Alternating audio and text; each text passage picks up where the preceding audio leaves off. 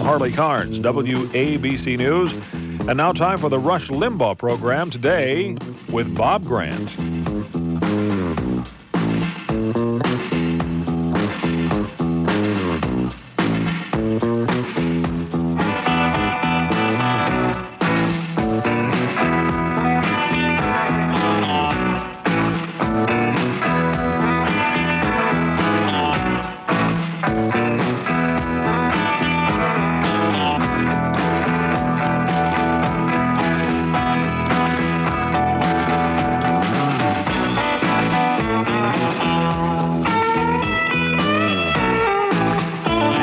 Let's be heard. Hello, America. This is Bob Grant sitting in for Rush Limbaugh.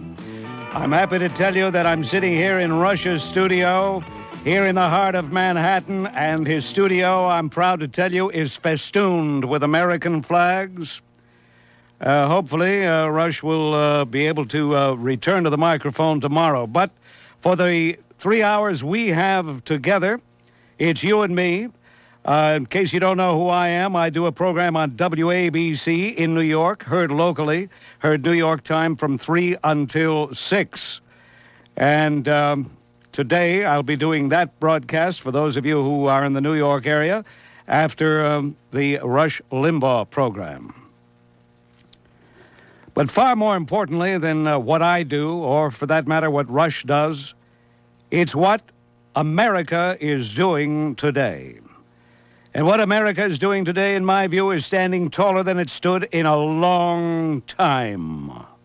And isn't it about time that we wipe away the nightmare of Vietnam? And the only way to do it, in my view, is by what we are doing today.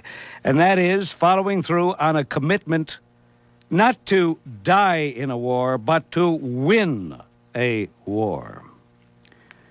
And although there are some people who may have some legitimate argument as to our course of action, perhaps when it came and exactly how it came, there can be no arguing the fact that this is a commitment that we have made, a commitment that we had to make, and a commitment that I believe we will see through. I don't detect in George Bush the same perfidious character of our 36th president.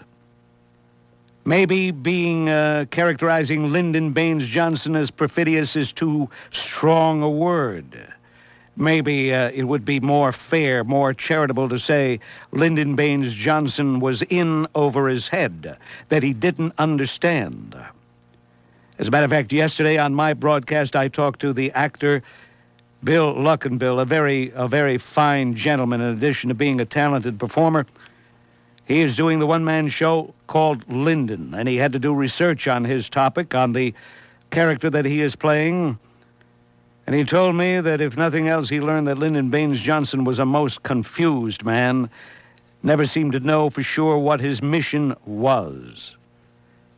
And maybe it's altogether understandable, because I think the comparisons between what we're doing in the Gulf, the comparisons of Saddam Hussein in Iraq, and the comparisons to what happened in Southeast Asia over 20 years ago are totally invidious, totally inappropriate. In other words, they just don't wash, they don't add up.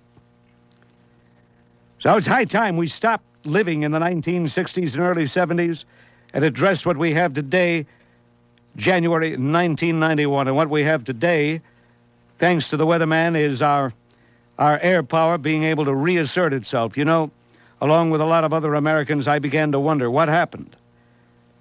After the euphoria of the night of the January 16th, I began to wonder what happened. What's going on here? Where's the vaunted air power? We forgot something. And that is, even with technology, you just can't fight the weather. This is not to excuse anything. There's no excuse needed. But the fact of the matter is, is now being revealed that the weather was far worse than we had believed. My congratulations to the armed forces of the United States, but also I'd like to salute the brave Brits, the daring British pilots who've been suffering heavy losses. I'd like to say God bless the Italians. Very quietly, without any fanfare, without any publicity, they have committed themselves in this struggle, and they have lost one pilot flying a Tornado fighter bomber. Nobody seemed to know that they were there. All we heard about was the French and what the French were saying and what the French were doing. The French, by the way, have not lost a plane. I wonder why.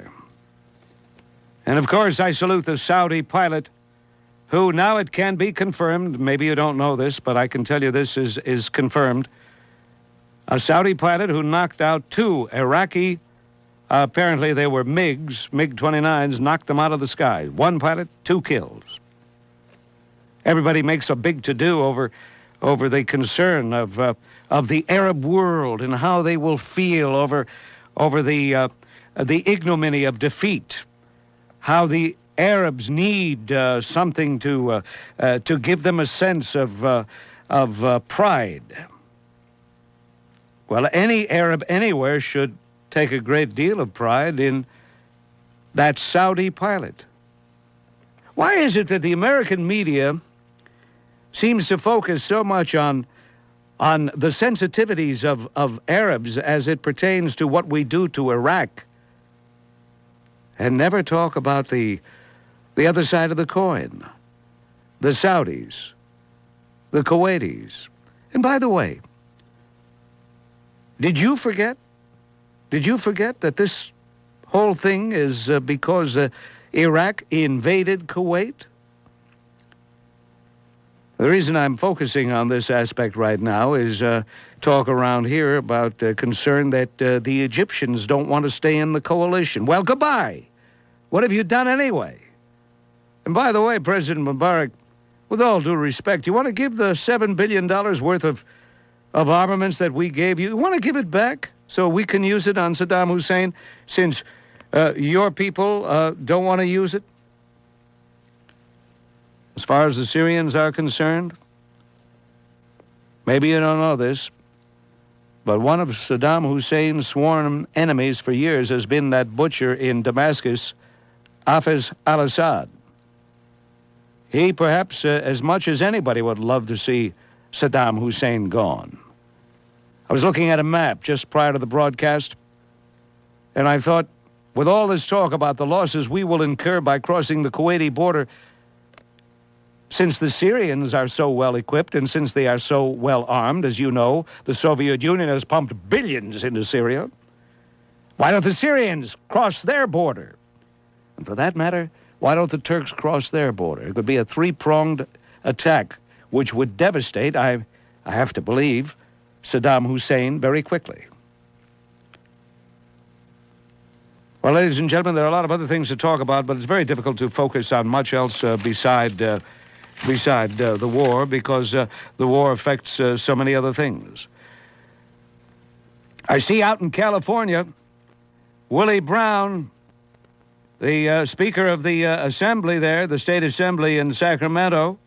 I see he's very concerned, says that the initiative that was passed in November was aimed at him. Too bad. California lawmakers suffering as cost-cutting measures approved by the November election goes into effect. In case you don't know, in the other 49 states, that measure mandates the slashing of legislative staffs and limits the number of terms a lawmaker can serve. Too bad. The thing I like best is not so much the limitation of terms. I'm still old-fashioned enough to believe that guys should be voted out rather than legislated out. But what I like is the cutting of the legislative staffs.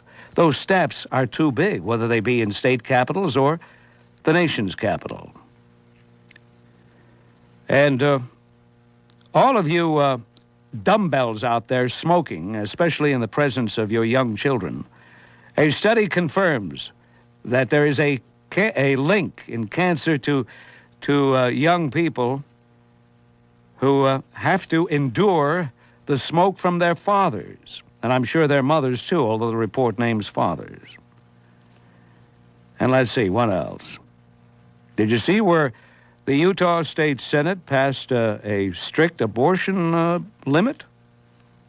Very strict, almost back to the old days. Some people say the good old days. Some people say the bad old days.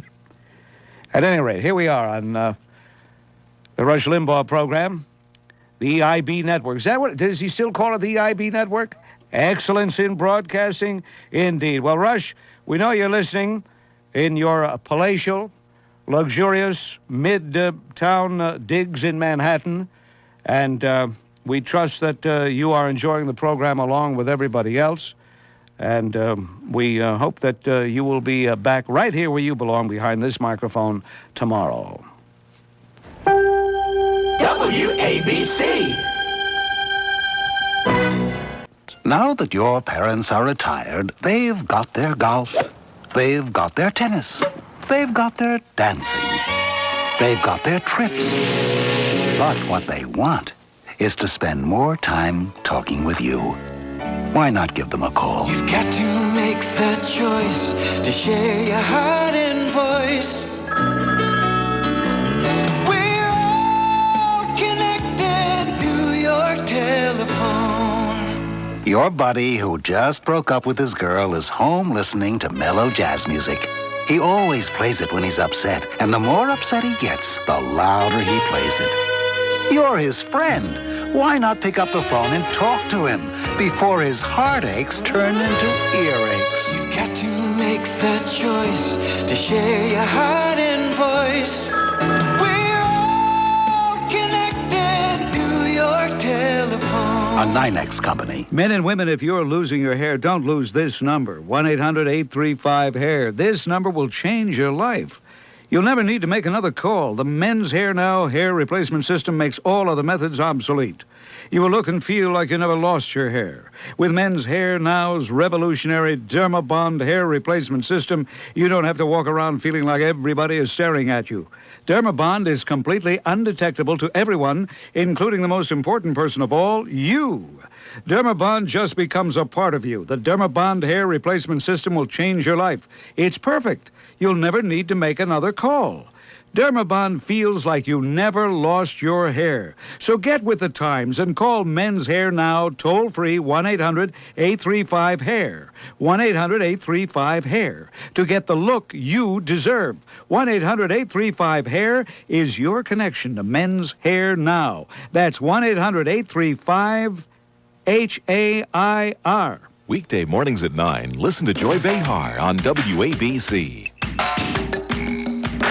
All right, now let's go to our telephone lines. By the way, if you're calling anywhere in the nation, 1-800-282-2882. That's an 800 number, 282-2882.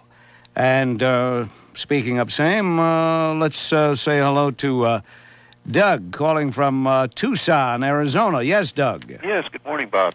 The other day, Russ mentioned that ads were placed for protesters in the classifieds. What I'd like to know is just who's paying these people. I'll go ahead and back out and let other people get in now, but it's just unbelievable to me that who's paying these folks? Well, believe it or not, there are some individuals who have money, and for some reason they feel guilty for having money. Some individuals make contributions. Then there are various organizations. You know, the organization that spun off from Ed Asner's original goal of seeing to it that democracy lost out in Central America.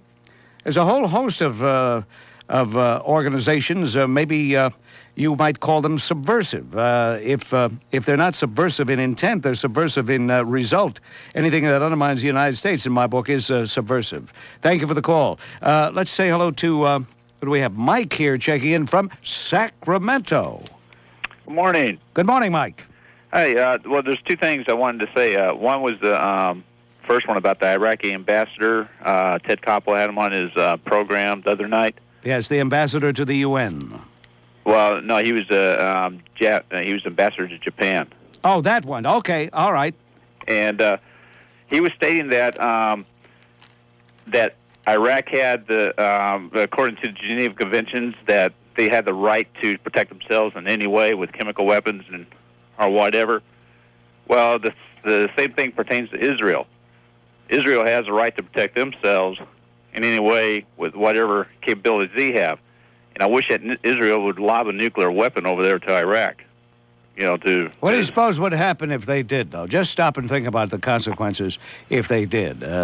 You talk about a nuclear weapon as though it's really not much different than any other explosive weapon, as though there's no such thing as fallout, as though there's no such thing as contamination, as though there's no such thing as a long-term after effect, which not only impacts on the target area, but adjacent areas.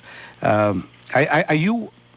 look, I'd love to do it. It would give me great satisfaction to do it, but are you aware of the consequences? Oh, yeah. You are, and still you very blithely, I'm nonchalantly, just throw a nuclear bomb on them. Well, first of all, Israel is a country just sitting there. They're getting these Scud missiles lobbed on them for no reason. Well, why do you focus on Israel? This whole thing is because Saddam Hussein invaded Kuwait and refused to get out of Kuwait. Oh, yeah. Well, I'm for the United States. Are you hiding behind Israel? Are you using Israel as you feel that it's safe to say that Israel should do it, but we shouldn't do it? Well, we should do it too. I mean, but the thing. Everybody dropped. But the thing is, but this guy stated, this Iraqi ambassador stated, he said, according to the Geneva Convention, have. I know what he said, and of course, international law experts, people who were there at Geneva in 1949, say there's no such thing that a person is entitled, on the basis of the Geneva Convention, to use chemical, biological, or any other type of warfare. Well, I'll just get back to what. All right, I'll tell Yitzhak Shamir what you said, Mike. Thank you very much. Okay, that's Mike from Sacramento. Just lob a nuclear bomb in there and get that over with. Let's see. We have Teresa checking in now on the Rush Limbaugh program. Hello, Teresa. This is Bob Grant here in New York, and you're there in Florence, Vermont. Yes, sir. Yes, sir. A million thanks to Rush Limbaugh. We come up here. Good. And he comes to us through station WSYB. WSYD. Yes, sir. That's in Rutland, Vermont. Okay. Now, the reason why I'm calling is because... I'm surprised you said that about the people up there, because Vermont is becoming more liberal, more lefty all the time. Well, don't... How can a state that keeps Senator Pat Leahy in the Senate like Rush? Mm-hmm.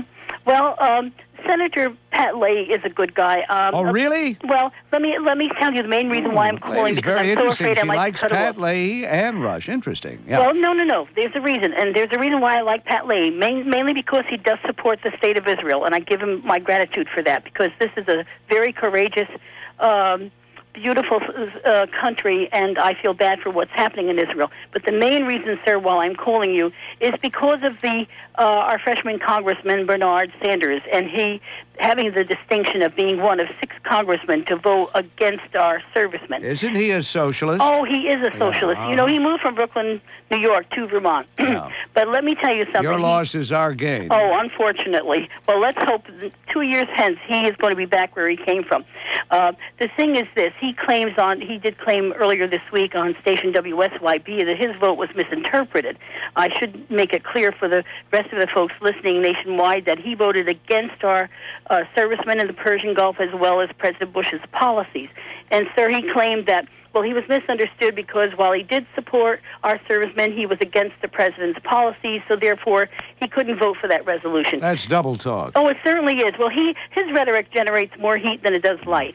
But the thing is this, my question to you is, couldn't he, when he was questioned, asked for his vote, couldn't he have clearly stated to the Speaker of the House, Mr. Speaker, before I cast my vote, may I please make it clear that while I do support our servicemen, I'm opposed to the president, even though that I wouldn't have agreed with, mainly because we are a nation at war. He could have said anything he wanted, and that's what they do in the House of Representatives. Yes, he does. And, we've written to him. I write to all my congressmen. Hey, look, you want to get Bernie Sanders, make him a one-term congressman, then go to it. Good luck to you. Thank you very much. He has created... All right, Teresa. Okay, Teresa Bye-bye. Wants us to get rid of her congressman for her, and it's up to the people in the district to get rid of him, not us.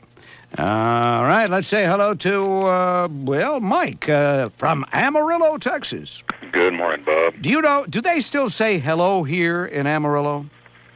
Not that I know of. Well, one time I went through Amarillo and I stopped in and everybody said, hello here. I never heard that before nor since. Well, normally what you get is a howdy y'all. Oh. One of those deals, you know. It's upgraded, okay.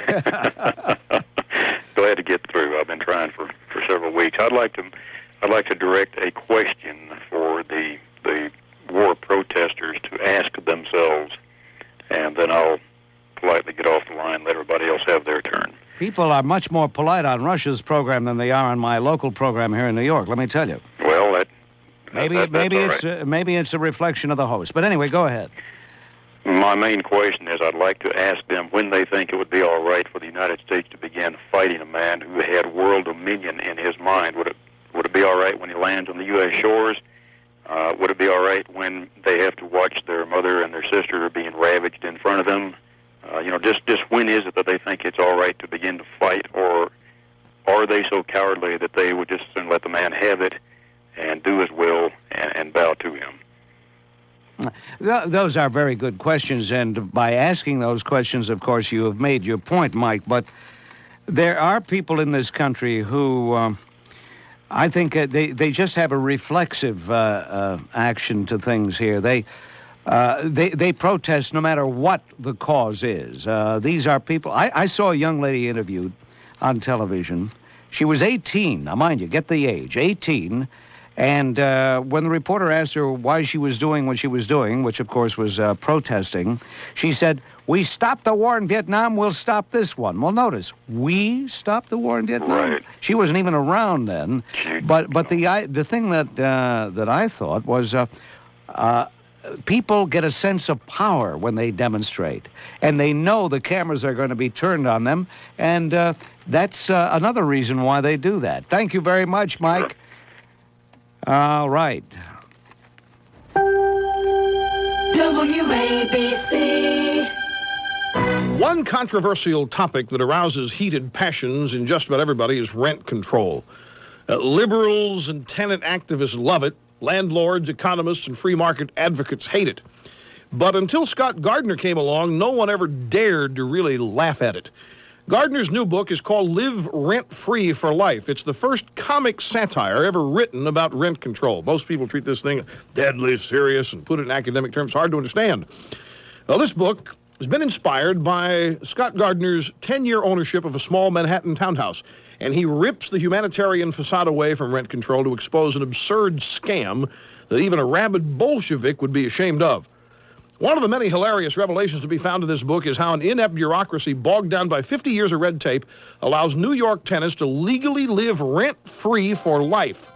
The funniest, most incisive book you can read in a long time. To order Live Rent-Free, call 1-800-388-7738. The air war over Kuwait and Iraq is intensifying, and the Saudis have drawn blood for the first time. One of their pilots is credited with shooting down 2 Iraqi jets over Saudi waters of the Persian Gulf today. Those jets may have been heading for Allied warships in the Gulf.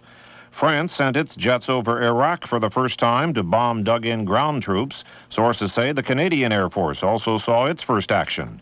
The U.S. command in Riyadh says another American warplane's been shot down. One United States aircraft was lost yesterday to hostile fire. Air Force F-16 was hit during operations in the Kuwaiti theater of operations.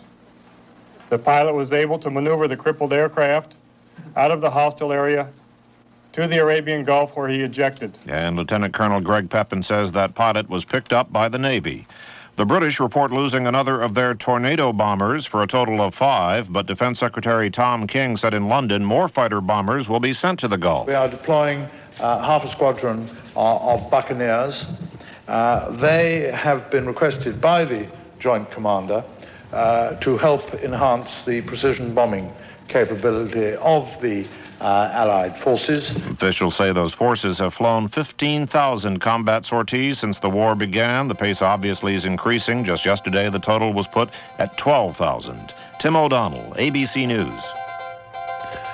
Good afternoon, everyone. It's 12:32 on WABC. I'm Harley Carnes, and I want to remind you once again to join us this evening at 6 o'clock and every evening during this war for Persian Gulf Hour of Crisis, a comprehensive look at the day's events and some discussion of what they may mean to all of us here on WABC. 6 to 7 each evening. Weather forecast, mostly sunny this afternoon, highs around 40 degrees. Tonight, partly cloudy, quite cold, lows of 18. Friday's going to be mostly sunny and cold, highs of 28 degrees. Right now it is 39 at 12:32. WABC.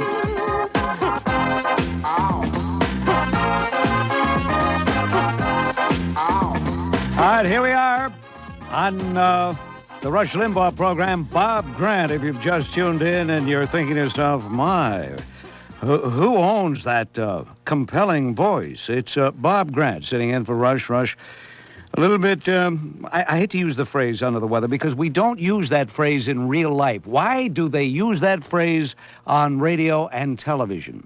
In real life, you say, oh, my husband's under the weather. No, you say he's sick, he's not feeling well. Well, anyway, Rush isn't feeling well. He'll be back tomorrow, I think. Anyway, let's get back to our telephones. A lot of people waiting to talk. And, of course, if you want to call from anywhere in the country, use the 800 number. It's 1-800-282-2882. 282-2882. Checking in from Toledo, as in Toledo, Ohio, it's Paul. Hello, Paul. Hello, Bob. Good to talk to you today. Good. I'd like to ask you a question here. Fast forward about a year or so from now. 92 election. Who do you think the Democrats would dare run up against George Bush after our victory in the Middle East? Well, of course, it depends on just that, the victory in the Middle East.